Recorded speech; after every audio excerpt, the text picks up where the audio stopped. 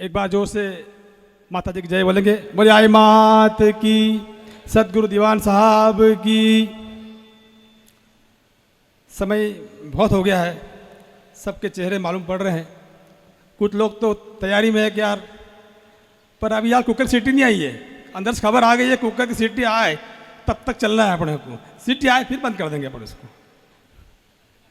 तो बड़ा अच्छा हम लोग सुन रहे हैं। सबसे पहले तो मैं कोटि कोटि धन्यवाद करता हूँ राजस्थान से हमारे पधारे सरस्वती पुत्र विनोद जी, IRS रमेश जी, SDM, जो हमारे लिए सिर्फ इसी कार्यक्रम के लिए आप उदयपुर से यहाँ आए। पूरा समाज आपके लिए धन्यवाद प्रस्तुत करता है और आभार प्रकट करता है, और ऐसे ही आप समाज के बीच में आकर के हमको मार्गदर्शन प्रदान किया कीजिए। हमारे आशीष पालीवाल जी, जो इंदौर में डेप्यूटी कमिश्नर है श्रम में, उनका स्वास्थ्य थोड़ा सा खराब हो रहा है, फिर भी वो डटे हुए कि नहीं भगवान भाई मैं करके ही जाऊँगा प्रोग्राम को। तो ये हमारा प्रेम है, उनका प्रेम समाज के प्रति है। तो ऐसी बात है। उसके अलावा मंच पर हमारे सारे समाज के सरस्वती पुत्र, आज का दिन ऐसा है हम लोगों ने रखा है कि महासभा ने पिछले 2.5 साल के कार्यक्रम में हम लोगों ने 5-6 कार्यक्रम करे। कभी हमारे राष्ट्र निर्माता शिक्षकों को बुलाया, फिर जो दुनिया का पेट भरने वाले हमारे कृषक, दुनिया चलाने वाले हमारे व्यापारी, और आज जो लोग बैठे हैं वो सब कुछ चला रहे हैं, इस दुनिया को रास्ता दिखा रहे हैं अपने ज्ञान के आधार पर, अपनी बुद्धि के आधार पर, जो उन्होंने कड़ी मेहनत और हमारे गुरुओं के आशीर्वाद से प्राप्त करी है। ऐसे ही सम्मेलन में पधारे मंच पर सारे मेरे सरस्वती पुत्र, आप सबको प्रणाम करता हूँ, नमन करता हूँ। मेरे सम्मुख अखिल भारतीय श्री महासभा के सारे मेरे मार्गदर्शक, मेरे पथ प्रदर्शक, जिन्होंने समय समय पर मुझे सहयोग प्रदान किया, आप सबको कोटि कोटि प्रणाम करता हूँ। सबको सादर जय माता जी की। 5-6 सम्मेलन हुए और आज इस सम्मेलन का एक अलग स्वरूप है, जहाँ पर इस समाज के वे लोग बैठे हैं जो कहीं ना कहीं अपनी फील्ड में इस दुनिया को रास्ता दिखा रहे हैं। कोई फाइनेंस में दिखा रहा है, कोई डॉक्टरी में दिखा रहा है, कोई कलेक्टर है, कोई IPS है, कोई IRS है, और इन्हीं के दिमाग के हिसाब से दुनिया चल रही है। आप देखिए सरकारें चल रही है इन लोगों के दिमाग के हिसाब से। इतना फर्टाइल ब्रेन हमारे समाज में है, तो फिर क्यों न मैं इनकी बुद्धि का उपयोग, इनके ज्ञान का उपयोग, इनकी प्रतिष्ठा का उपयोग मेरे समाज के भले के लिए करूं। इतनी सी बात थी और इतनी सी बात को लेकर हम लोग आगे बढ़े थे कि सम्मेलन किया जाए। एक उदाहरण दूंगा आपको मैं। कोई आप पौधा बोते हो या कोई आम खाते हो, तो शुरुआत कुछ ऐसे होती है कि यार बीज लाया जाता है, बीज लाने वाला कोई और आदमी होता है, हम बोते हैं, पानी कोई और देता है, खाद कोई और से लेके आते हैं, सेवा करते हैं, चाकरी करते हैं, उसकी रक्षा करते हैं कि यार ये अच्छा फल बने, अच्छा पौधा हो। कई वर्षों की मेहनत के बाद, तपस्या के बाद में उसकी रक्षा करने के बाद जब फल तैयार होता है, तब उस फल को खाने योग्य होता है, तब खाया जाता है, तब उसका स्वाद लिया जाता है। ऐसे ही आज जो लोग बैठे हैं शिक्षा में, जिन्होंने नई ऊंचाइयां प्राप्त करी है, ये यहाँ पर ऐसे नहीं बैठे हैं। हम सब के पीछे कई वर्षों की तपस्या हमारे माता पिता की, हमारे गुरुओं की रही है, हमारे दोस्तों की रही है, हमारे परिवार के लोगों की रही है। कई मन्नतें उन्होंने मांगी होगी हमारे लिए, कई उपवास किए होंगे हमारे लिए, कई हमारे आशीर्वाद हमारे गुरुओं ने, हमारे पुरखों ने हमको दिया होगा, तब जाकर हम यहाँ शिक्षित होकर श्रेष्ठ समाज के रूप में बैठे हैं। तो फिर मेरी उन सब के प्रति क्या जिम्मेदारी है? भाई मैं आगे बढ़ गया, मैं बड़ा आदमी बन गया, मैं व्यापारी बन गया, मैं CA बन गया, डॉक्टर बन गया, ये सिर्फ स्वार्थ है। प्रमाण तब है कि जब मेरे साथ मेरा समाज आगे बढ़े, मेरे साथ मेरे अपने लोग आगे बढ़े, पूरा आई पंथ आगे बढ़े, तब तो मेरी बात है, मेरी उन्नति तो हो जाती है। भाई अपना पेट करना, अपना अपना करना दुनिया कर रही है। आदमी तो वह है, और पढ़ा लिखा विशेष रूप से आदमी तो वह है। हम सब शिक्षा के पुत्र यहाँ बैठे हुए हैं, शिक्षा के महत्व को हम समझते हैं। वर्तमान का समय ऐसा है, आज जो कौम, जो समाज, जो देश आगे है, उसके पीछे मूल कारण सिर्फ शिक्षा ही है। अगर कृषि से आगे बढ़ गए होते तो कोई अग्रवाल, कोई बाणिया कृषि को छोड़ता नहीं क्या? कोई क्यों नहीं कर रहे वो लोग? शिक्षा ही एक माध्यम है जिससे कि समाज को तेज गति से आगे बढ़ाया जा सकता है, और आने वाला समय इसका ही है। हम सब उसके उदाहरण हैं।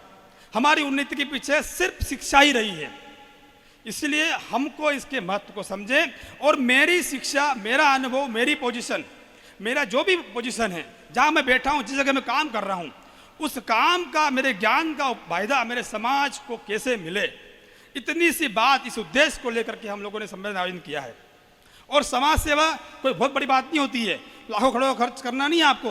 अब विनोद जी ने बात करी, रमेश जी ने बात करी, समाज सेवा का छोटा सा उदाहरण दूं आपको। आप कुछ मत कीजिए, आपके पास अगर ज्ञान है, बुद्धि आपके पास में, आपके गांव के बच्चे को सही रास्ता दिखा दीजिए आप कि भाई यो नहीं पढ़ यो पढ़ लो।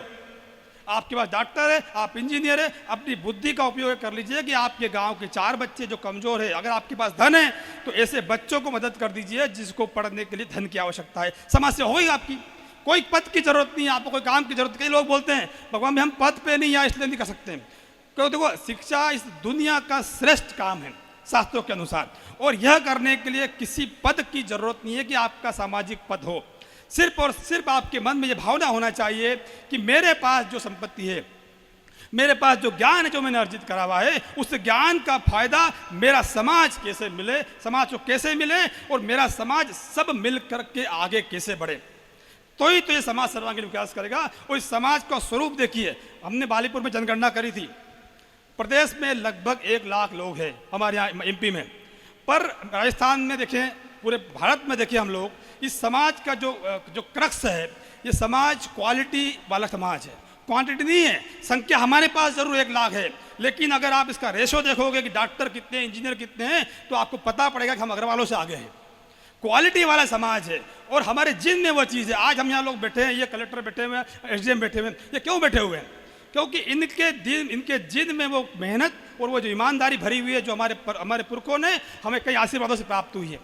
हमारे पुरखों के द्वारा कई परेशान हुए होंगे, कई मेहनत करी होगी, दुख सहे होंगे, लेकिन उन्होंने समाज के मूल्यों को नहीं छोड़ा, तब जा कर के हम यहाँ आज पहुँचे हैं।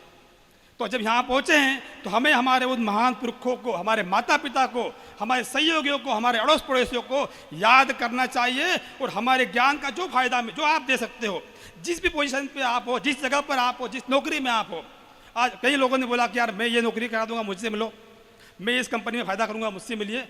यही तो फायदा है सम्मेलन का, कि हर व्यक्ति चाहता है कि मेरा समाज आगे बढ़े, और हर व्यक्ति के मन में ये होना भी चाहिए कि मेरा समाज, मैं बढ़ूं, मेरे साथ साथ मेरा समाज आगे बढ़े, मेरे अपने लोग आगे बढ़े, तब तो मजा आएगा। और ये सम्मेलन इस बात का द्योतक है कि हम सब उस दिशा की ओर चल पड़े हैं। इसी उद्देश्य से हम लोगों ने इस सम्मेलन का आयोजन किया था, और इस उद्देश्य में जहाँ पर आप सब लोग जो आए हुए हैं, उन सब कोटि कोटि धन्यवाद कि आपने संगठन पर विश्वास किया और हम सब कार्यकर्ताओं का मनोबल बढ़ाया। आगे जो कार्यक्रम होते हैं, इस कार्यक्रम जो आज संपन्न हो रहा है, इस कार्यक्रम के पीछे कई हमारे कार्यकर्ता, कई सामाजिक व्यक्तियों, कई हमारे बुजुर्गों, कई वरिष्ठों का आशीर्वाद और लंबे समय की मेहनत के परिणाम स्वरूप आज जब सब लोग यहाँ पर बैठे हैं, तो उन सब के बारे में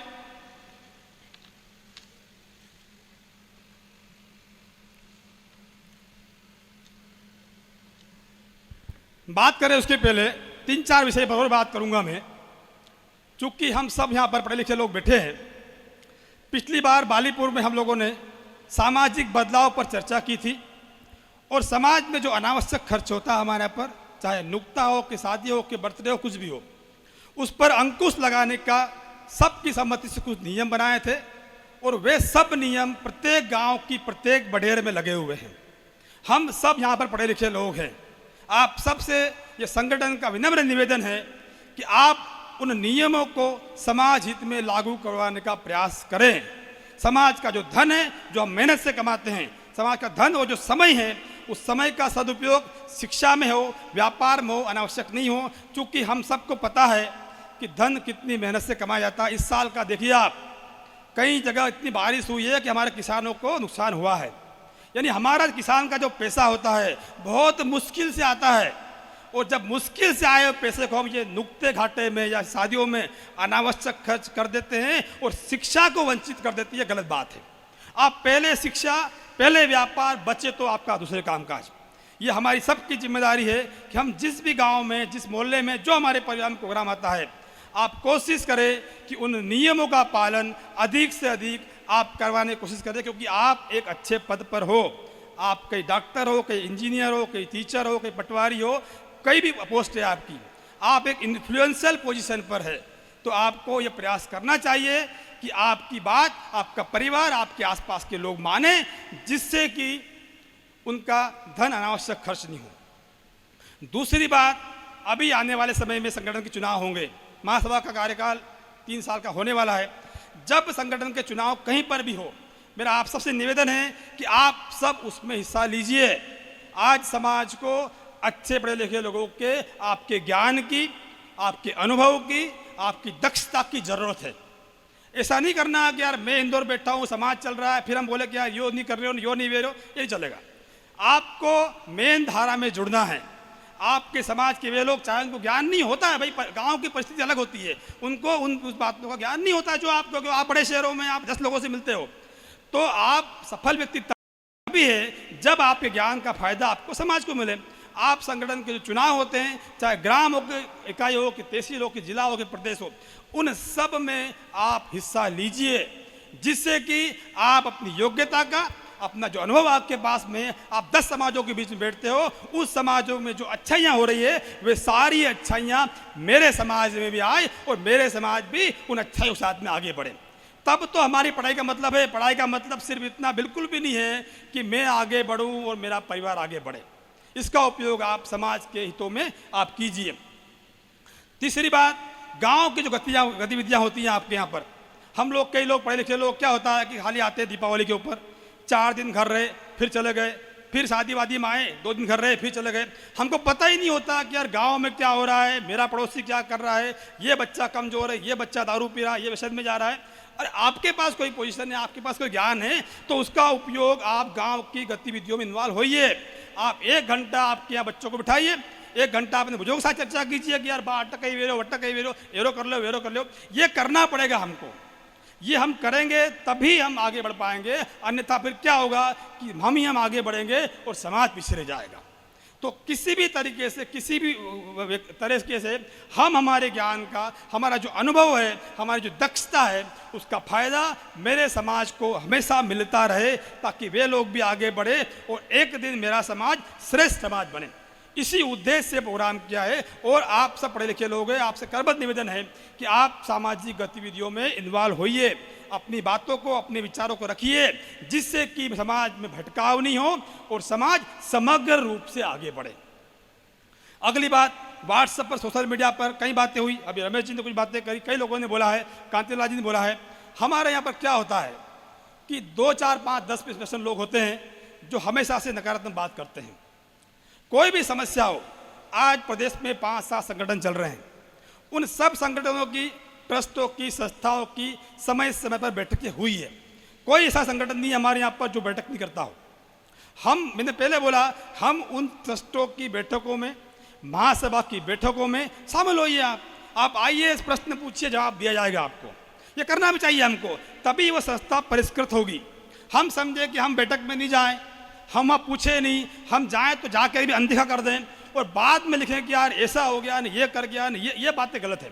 इससे आप सोचिए कि आप एक बात व्हाट्सएप पर लिखते हो, हमको नहीं पता होता है कि उसकी एक बात का असर कहाँ तक पहुँचता है, और उससे हमारी सामाजिक संस्थाएं कमज़ोर होती है और समाज की सेवा में जो लोग लगे हुए हैं उनका मन कुंठित होता है, और जो आने वाले हैं वे लोग अपनी टांग हाथ पीछे खींचते हैं कि यार ये रोवत कई कारण समाज सेवा कर लूँ यार, तो कौन करेगा इन कामों को। ये हम सब की जिम्मेदारी है कि अच्छे को अच्छा बोले, खराब खराब बोले, चाहे कोई भी व्यक्ति हो। और चीज़ों को हम लोग, तो क्या होता है कि अगर मेरी अच्छाई है तो आप दुनिया को बोलो, पर मुझ में खराबी है तो आप मुझे पर्सनल बोलो। ये नियम होना चाहिए। हम करते क्या हैं कि किसी की अच्छाई है तो बोलते हैं नहीं, उसको अच्छा काम तो बोलते हैं नहीं हम लोग। हम क्या करते हैं, जरा 1000 अच्छाई में से एक कमी हो गई तो पूरी व्हाट्सएप भर देते हैं उसको। क्या होने वाला है उससे क्या हासिल कर रहे हैं हम लोग, क्या मिल रहा है हमको, क्या उससे समाज सेवा हो रही, क्या मेरा समाज आगे बढ़ रहा